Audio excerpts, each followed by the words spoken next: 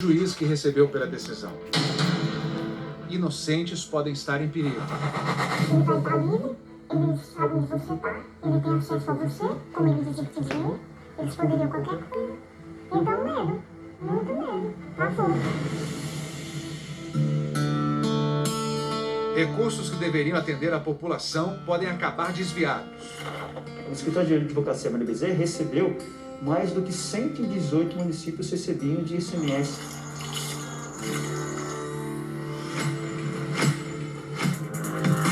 No fim de abril, o desembargador Ronaldo Eurípides de Souza, ex-presidente do Tribunal de Justiça do Tocantins, foi afastado de suas funções pelo ministro Og Fernandes, do Superior Tribunal de Justiça. O afastamento por 1 ano foi confirmado em sessão virtual do STJ. Que determina o afastamento da jurisdição, doutor Ronaldo Eurípides. Ok. O desembargador Eurípides é investigado por venda de decisões judiciais e por movimentações financeiras sem suporte nas suas atividades profissionais desde que entrou no Tribunal de Justiça do Estado em 2012. A função de um desembargador é julgar os casos em segunda instância. O Fantástico teve acesso a um levantamento do Conselho Nacional de Justiça, o CNJ, sobre desembargadores envolvidos em processos por venda de sentença no Brasil. A repórter Ana Paula Rebain mostra agora os números e algumas vítimas desse crime. De 2005, quando o CNJ foi criado, para cá, 20 desembargadores de 9 estados e 3 tribunais federais foram acusados de vender decisões judiciais. 5 só no Tocantins. O que quer dizer que de cada 4 casos, 1 saiu daqui, do Tribunal de Justiça do Tocantins. O mais novo do Brasil, com 31 anos. Nessa velha história de corrupção, Ronaldo Eurípides é só o mais novo personagem a passar pela corregedoria do CNJ. O ministro Humberto Martins está à frente dos processos disciplinares de juízes e desembargadores. Ele é corregedor do CNJ desde 2018. Inconcebível que um tribunal pequeno, tantos desembargadores envolvidos em supostos ilícitos penais, em supostas ilegalidades, em desvios de conduta, recebemos com muita preocupação, com muita tristeza, mas vamos agir com muito rigor. Uma das decisões do desembargador Eurípides que está sendo investigada é o habeas corpus que tirou da cadeia o empresário Carlos Roberto Pereira em 2013. Ele era acusado de ser o mandante do assassinato de 4 pessoas de uma mesma família na cidade de Araguaína. Os parentes até hoje recebem ligações com ameaças. Para de procurar a polícia. Para de acusar meu irmão, porque a gente já gastou demais. E a gente tá conseguindo tirar ele, então para, porque você sabe, quem manda é quem tem dinheiro. E isso é briga de pedra com ovo. Ele usava muito essa palavra com a gente. Que era briga de pedra com ovo, que a gente era ovo, eles eram pedra. Segundo o STJ, a soltura foi condicionada ao pagamento de R$300 mil a Eurípides. Mas a denúncia contra o desembargador nunca foi investigada pelo Tribunal do Tocantins. O presidente do tribunal simplesmente arquivou, não mandou apurar nada. Nada foi apurado. Tem uma denúncia. Se procede ou não procede, teria que ser apurado. Só nessa sessão de 2 anos atrás, o CNJ abriu um processo administrativo contra Eurípides. O Fantástico obteve com exclusividade relatórios da Polícia Federal sobre a investigação que corre no STJ. Nem a Polícia Federal nem a Procuradoria-Geral da República quiseram gravar entrevista porque o processo ocorre em segredo de justiça.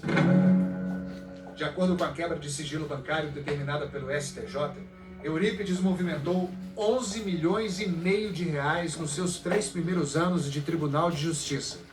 E só em 2017, mais 12 milhões.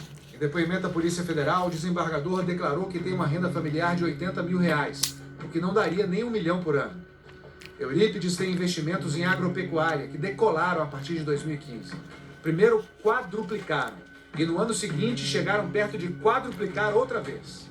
Nós estamos na zona rural do município de Formoso do Araguaia, no interior do Tocantins.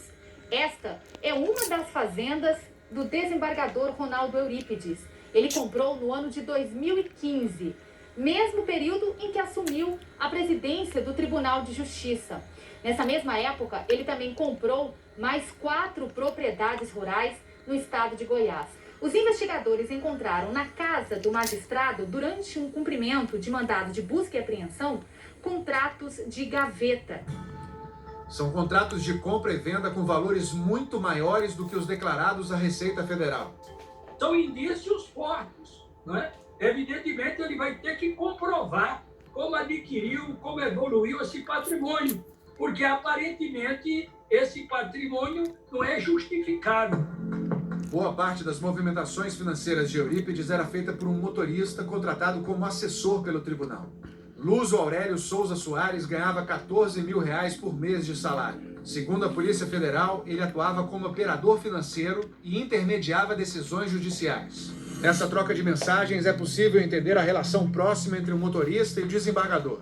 Luso diz que faltam 19 mil para inteirar.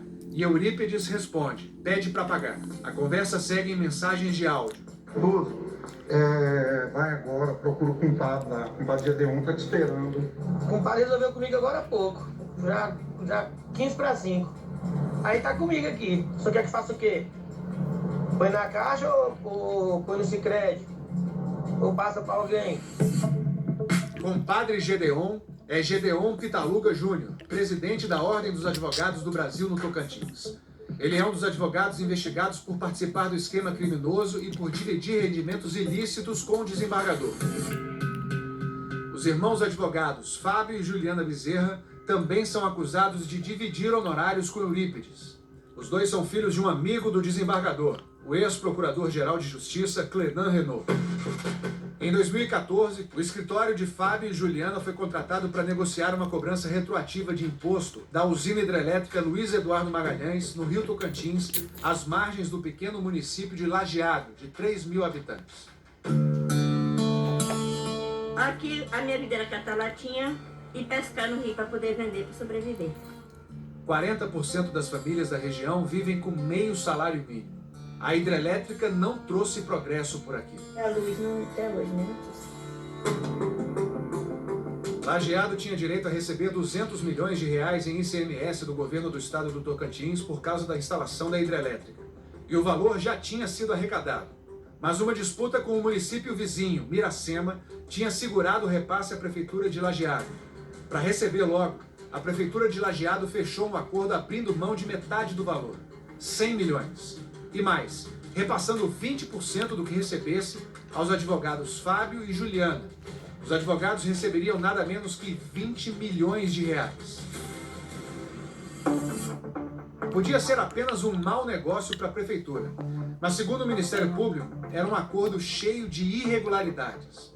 A começar por uma lei que autorizou o município a abrir mão de 100 milhões. Nós não temos dúvida nenhuma de que ela foi aprovada no sentido de dar uma aparência legal ao pagamento desses honorários advocatícios. Ela foi aprovada pelos vereadores no dia 12 de abril de 2014. Ocorre que o acordo entabulado pelo município de Lajeado do Tocantins, o governo do estado do Tocantins e o município de Miracema do Tocantins, esse acordo foi assinado no dia 31 de março.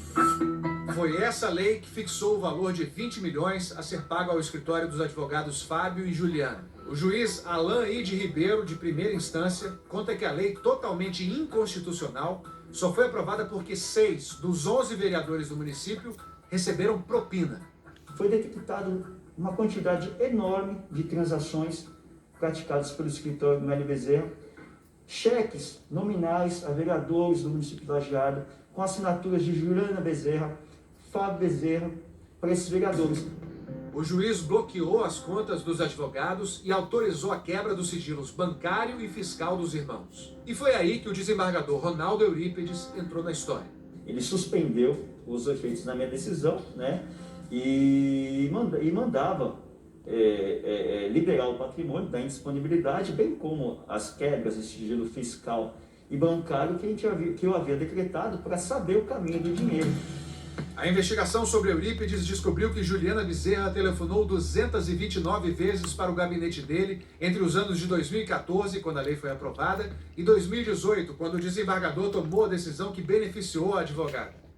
Uma dessas ligações aconteceu exatamente um dia antes de Eurípides suspender a decisão do juiz de primeira instância. Tudo bem? Tudo bem? O desembargador já se encontra no gabinete? Ainda não. Quem está falando? É Juliana. Vou dar uma passada aí para aguardá-lo. Tá certo. Um dos outros 4 desembargadores afastados do Tocantins não foi julgado até hoje. Amado Silton já recebeu mais de 6 milhões de reais em salários e auxílios desde que deixou de trabalhar em 2011. Uma das provas contra ele é um cheque em branco assinado por sua mulher. O cheque foi dado como garantia à família de um assassino que teria pagado 50 mil reais adiantados por um habeas corpus em 2007. Se o desembargador não cumprisse a palavra, o cheque poderia ser compensado. Se Silton for punido com a aposentadoria compulsória, os 9 anos sem trabalhar vão contar para o cálculo de tempo de serviço. Esse professor universitário coordenou um dos poucos estudos no Brasil sobre condenações do CNJ. A morosidade desse processo, dele ser julgado, implica num prêmio para o réu. Outro desembargador afastado no Tocantins é Liberato Póvoa, que se aposentou antes de ser julgado no CNJ.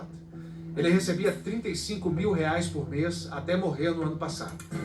Wilamara Leila de Almeida, que foi presidente do tribunal, e Carlos Luiz de Souza, ex-vice-presidente da mesma gestão, foram condenados pelo CNJ por venda de sentença 7 anos atrás. Wilamara recebe uma aposentadoria de 26 mil reais. Carlos Luiz, de 32 mil.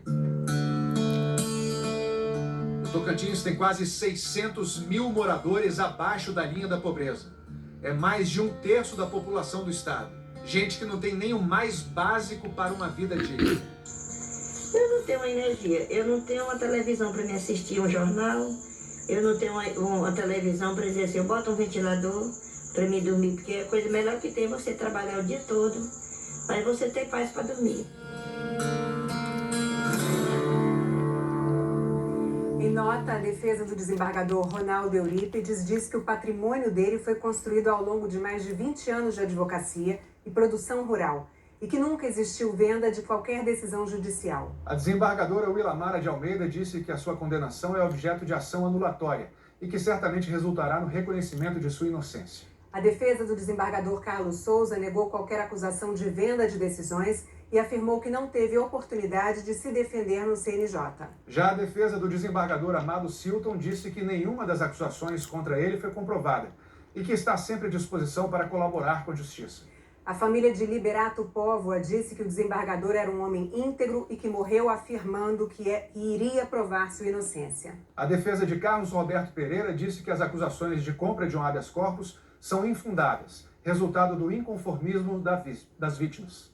O Tribunal de Justiça do Tocantins esclareceu que a decisão de arquivamento de reclamação disciplinar contra o desembargador Eurípides, no caso do habeas corpus de Carlos Pereira, seguiu os trâmites normativos do CNJ.